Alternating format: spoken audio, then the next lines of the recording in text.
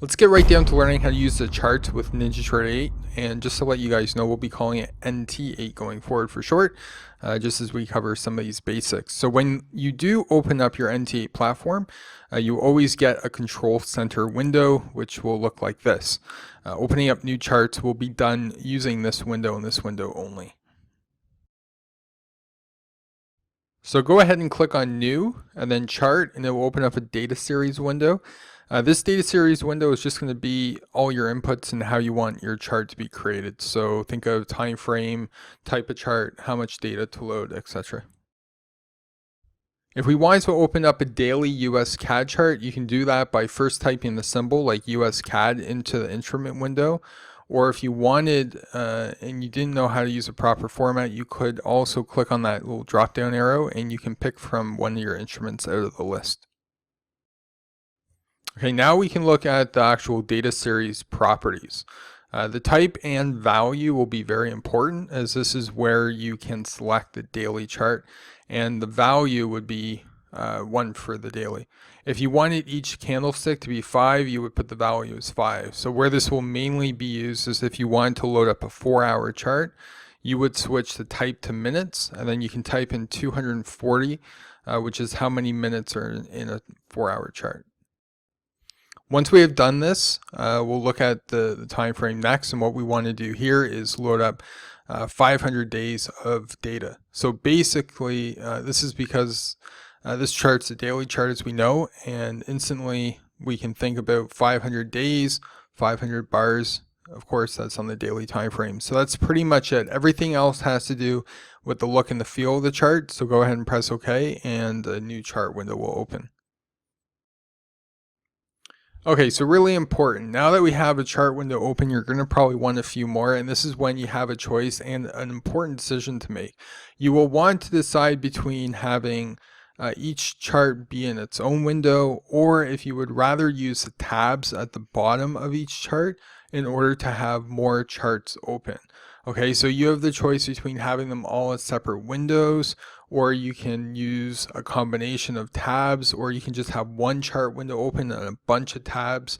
It's going to be up to you, but it's going to be a decision that you're going to have to make.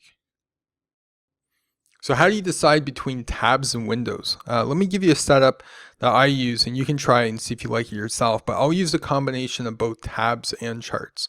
Okay, so the way that this works is I'll open up one window for every time frame that I want to see, and then you can spread them across your monitors, and then of course you can then open up tabs underneath them for the most instruments and or symbols that you might want to view. So why do you do it this way? You'll probably have less time frames that you'll be looking at than instruments. So it's going to keep your desktop a lot more clean. It's not going to be as cluttered. So it's probably going to give you maximum efficiency that way. Let's also briefly cover workspaces. Workspaces and charts work together. So if you save your workspace, you will save all the charts on your screen.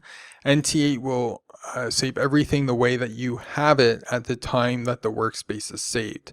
So what you might want to do is set up all your charts now in the locations around your monitor or monitors, and then save your workspace so that the next time NT8 is opened, it will return to that final workspace. That way you don't have to go through the process of opening up and setting up all your charts again. So that's why you'd want to save your workspace. Okay, just one last tip here. When you do close NT8, we'll always ask you to save your workspace, or if you want to save your workspace. This is totally up to you, but remember, if you're mucking around with your workspace and you're moving windows around and they're not exactly all neat and organized, then just say no, and it's going to actually open up your workspace the way it was when it was clean and you went to it for the very first time. So you might want to decide that you might want to get into the habit of saving your workspace or not saving it. It's totally up to you, but just remember, it will always present itself to you when you go ahead and close your NT8. So if you want to open up all your charts and then position them, save your workspace, now's a pretty good time to do that. One last thing that I want to show you are templates. So to do that, I want to load up some indicators. I'm going to load up 2 free indicators. The first one maps economic news events on your charts, and the second adds a missing feature into NT8 into the platform, which draws a price line across your chart. So if you want them, you can get them free. off our website at XABCDtrading.com.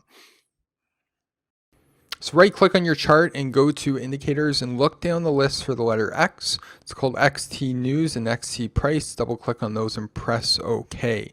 Now that these indicators are loaded onto your charts, we can save this as a template. Just right click on your chart, go down to templates and save as.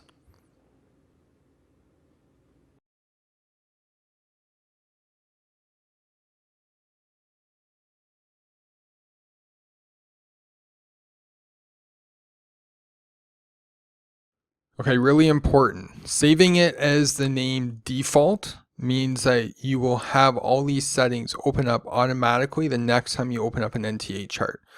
Otherwise, you can give them any name that you want. Now that you have saved these templates, I'm going to go ahead and remove the indicators so that you can see them now disappear. And now I'm going to load the indicators back up, but this time instead of going and right clicking and going to indicators, I'm just going to right click, go down to templates, load, select the template, and that's about it. So just a bit of a recap, you should be comfortable with opening up charts, positioning them, using Windows versus Tab for charts, as well as saving workspaces and working with templates.